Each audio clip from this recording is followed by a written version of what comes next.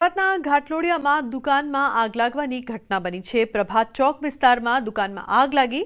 આસપાસની દુકાનોમાં પણ આગ પ્રસરી હતી। ફાયર વિભાગની 4 ગાડી ઘટના સ્થળે પહોંચી હતી તો આગ લાગતા અફરાતફરીનો માહોલ જોવા મળ્યો હતો। પ્રભાત ચોક વિસ્તારમાં દુકાનમાં આગ લાગતા ભાગદોડ મચી હતી। ફાયરની ટીમ પહોંચી હતી। આસપાસની જે દુકાનો છે તેમાં પણ આગ પ્રસરી ગઈ હતી। ફાયર વિભાગની 4 ગાડી ઘટના સ્થળે પહોંચી અને આગ પર કાબુ મેળવવા માટે પ્રયાસો હાથ ધરવામાં આવ્યા હતા। આગ કઈ રીતે લાગી તે અંગેનું કારણ હજુ સામે નથી આવ્યું, પરંતુ આગમાં મોટા પાયે નુકસાન થયું છે। આસપાસની દુકાનોમાં પણ આગ પ્રસરી છે, ત્યાં પણ નુકસાન થયું છે। બિરસા મુંડાની 150મી જન્મ જયંતિ નિમિત્તે જામનગર સહિત સમગ્ર રાજ્યમાં 4 સ્થળોએ અખિલ ભારતીય વિદ્યાર્થી પરિષદ દ્વારા જનજાતિ કળશ યાત્રા નીકળી છે। જામનગરમાં ડીકેવી કોલેજથી સવારે આ યાત્રાનું પ્રસ્થાન કરવામાં આવ્યું। ભગવાન બિરસા મુંડાના જન્મસ્થાનની પવિત્ર માટીના કળશને વિવિધ શૈક્ષણિક સંકુલોમાં લઈ જવામાં આવી રહ્યા છે, જ્યાં વિદ્યાર્થીઓ આ કળશનું પૂજન કરી રહ્યા છે।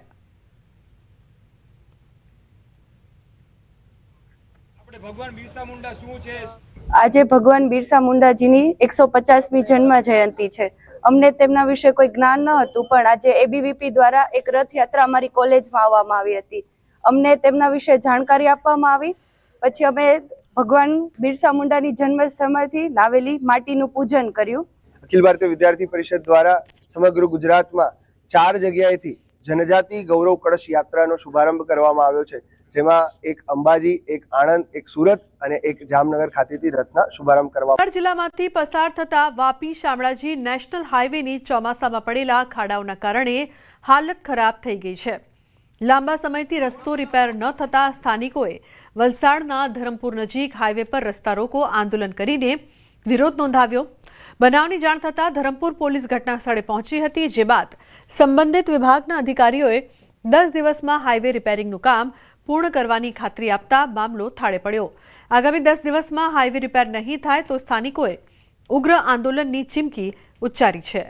ચાલુ વર્ષે વરસેલા કમોસમી વરસાદે ખેડૂતોની કમર તોડી નાખી છે અને તેમાં પણ મગફળી જેવો પાક ખરાબ થતા ખેડૂતોને આર્થિક ફટકો પડ્યો છે। દાંતામાં ગુજકોમાસોલની પેટા સંસ્થા બનાસ એફપીઓ દ્વારા મગફળીની ખરીદી શરૂ કરવામાં આવી છે, જો કે હાલ ખૂબ ઓછી માત્રામાં ખેડૂતો મગફળી લાવી રહ્યા છે। 672 ખેડૂતોએ રજીસ્ટ્રેશન કરાવ્યું છે, તેમાંથી માંડ 2 થી 3 જ ખેડૂતો પોતાની મગફળી લઈને આવી રહ્યા છે, જેથી મગફળીની આવકમાં ઘટાડો થયો છે। તો ખેડૂતોએ સરકાર સમક્ષ 30 થી 32 કિલોનું ભરણ આપવા માંગ કરી છે। તો બીજી તરફ બજારમાં વેપારીઓ મગફળીના 900 થી 1100 રૂપિયા આપીને લૂંટ ચલાવી રહ્યા હોવાનો આરોપ ખેડૂતોએ લગાવ્યો છે। ગત વર્ષની સરખામણી આ વર્ષે વાતાવરણમાં થોડી જે ચેન્જિંગ આવ્યા, વરસાદનું જે છે એક પીરિયડ લાંબા ગાળા સુધી ચાલ્યો અને અત્યારની જે કહેવાય કે જે છેલ્લે મગફળી નીકાળવાનો સમય થયો એ સમય દરમિયાન પણ વરસાદ આવ્યો। એના કારણે ખેડૂતોને થોડી મુશ્કેલીનો સામનો કરવો પડ્યો। એના કારણે થોડી ઉતારો પણ ઓછો આવ્યો છે। પાછલા 1 મહિનાથી સતત વરસાદ ચાલુ રહ્યો, પછી એનું ઉત્પાદન બિલકુલ ગઈ સાલ કરતો કે આગલા વર્ષો કરતા પણ આ વખત 25% ફક્ત ઉત્પાદન છે। કેટલું 25%? 1 કટ્ટા દીઠ 2 થી 3 બોરી પણ ખેડૂતને ઉત્પાદન થતું નથી અને ખેડૂતના જ્યારે તે વાવેતર કરે છે ત્યારે 2500 રૂપિયા 1 કટ્ટા ચૂકવે છે, ત્યારે એના પાછળ ખાતર છે, બિયારણ છે, દવા છે, મજૂરી છે, ખેડાઈ છે, આ બધું જો જોવા જાય તો ખેડૂતને આત્મહત્યા કરવાનો વારો આવે, ચોક્કસ આવે। ખંભાત સ્કૂલમાં બાળકી સાથે અડપલા, ડ્રોઈંગ શિક્ષક પર અડપલાનો આરોપ। ખંભાતની મુની યુનિવર્સિટી સ્કૂલની આ સમગ્ર ઘટના છે। આ ઘટના બાદ વાલીઓએ હોબાળો મચાવ્યો છે।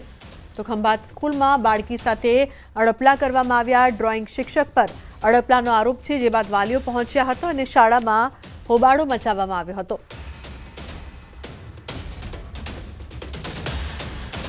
એ છે ને છોકરીઓને ડ્રોઈંગ શીખવાડે છે, ડ્રોઈંગના બને છે ને એ ગોદીમાં બેસાડે છે, બેસાડી પછી કિસિંગ કરે છે, ટચ કરે છે, છોકરીઓ વોશરૂમ આગળ જાય છે તો કે છે હું અંદર લઈ જાઉં તમને, અને પછી એક્સ્ટ્રા પીવું બી કે છે ચલો આવો તમને ચોકલેટ આપું છું, અને સ્ટાફ રૂમમાં બી લઈ જાય છે। શું તમારી માંગણી શું છે? અમે બસ એક જ રિક્વેસ્ટ છે કે હવે કોઈ પણ ટીચર લાવો, એનું પૂરું રિઝ્યુમ જુઓ, એ શું છે, કેવા છે, પછી એમને એલાઉડ કરો અને બને ત્યાં સુધી લેડીઝને એલાઉડ કરો। અને કોઈ પણ ટીચર હોય, ચાહે ડ્રોઈંગના ટીચર હોય કે સ્પોર્ટના ટીચર હોય કે ડાન્સના ટીચર હોય, કોઈ છોકરીઓને ટચ કરે નહીં. ખાલી ઓનલી ફેસથી મોંથી વાત કરે બસ. આ જે શિક્ષક છે એની સામે શું કાર્યવાહી કરશો તેવી તમારી શું માંગ? અમે તો એવું જ ઈચ્છે છે કે જ્યાં સુધી મેનેજમેન્ટ કરતા હોય એ વધારે સારું છે, કે ફરી લાવતા પહેલાં એ વિચાર કરે કે આવા ટીચર સ્કૂલમાં આવવા ના જોઈએ. ઘણા બધાની સાથે બેડ ટચ થયેલા છે, પણ એ લોકો બોલતા નથી કે ભાઈ અમારા છોકરાનું આવું થાય, અમારા છોકરાનું આવું થાય.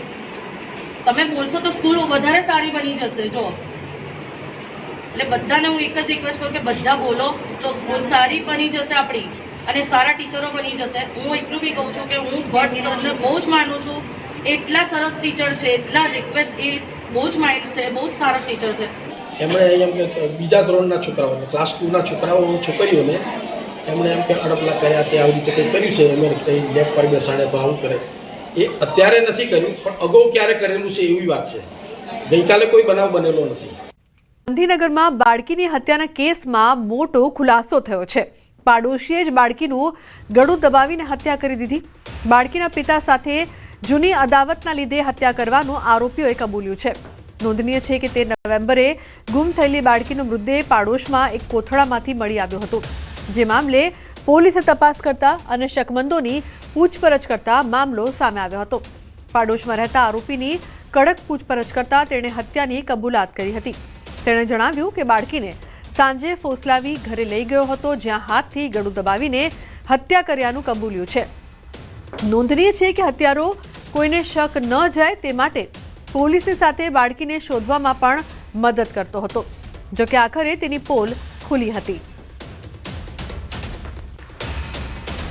આ દીકરીના ઘરના પાસેથી એક બંધ કોઠલીમાં એની ડેડ બોડી મળેલી હતી.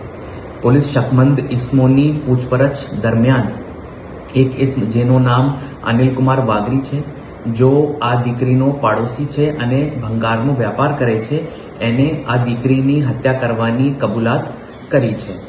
આ હત્યાનું મુખ્ય કારણ મરણ જનાર દીકરીના પિતા સાથે આરોપીની જૂની અદાવત છે.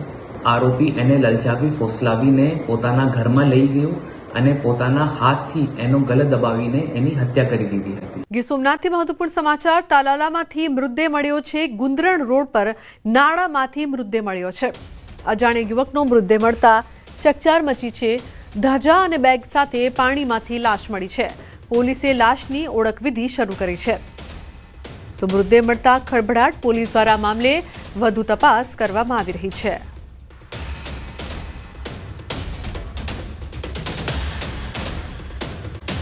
દુલ્હનની હાથની મહેંદીનો રંગ પણ ચડ્યો નહીં તે પહેલા જ લોહીના ખાબોચિયા ભરાયા. ભાવનગરમાં દુલ્હન 7 ફેરા ફરે પહેલા જ તેને મોતને ઘાટ ઉતારી દેવાતા સમગ્ર પંથકમાં હાહાકાર મચી જવા પામ્યો છે. શહેરના પ્રભુદાસ તળાવ વિસ્તારમાં લગ્નના 1 કલાક પહેલા જ વરરાજાએ દુલ્હનને લોખંડના પાઇપ મારી કરપીણ હત્યા કરી દીધી. ઘટનાની વાત કરીએ તો વહેલી સવારે આરોપી સાજન દુલ્હનના ઘરે આવ્યો હતો, ત્યારે યુવતી અને યુવક વચ્ચે પાનેતર અને પૈસા બાબતે ઉગ્ર બોલાચાલી થઈ હતી. બોલાચાલી બાદ યુવતીના ભાવિ પતિએ ઉશ્કેરાઈને તેની નિર્દયતાથી લોખંડના પાઇપ મારીને હત્યા કરી. દિવાલ સાથે માથું ભટકાડી યુવતીનું મૃત્યુ નિપજાવ્યું અને ત્યારબાદ લોહીલુહાણ હાલતમાં ભાવિ પત્નીને છોડી આરોપી ફરાર થઈ ગયો હતો. ઉલ્લેખનીય છે કે બંને પહેલા લિવ ઇન રિલેશનશીપમાં રહેતા હતા.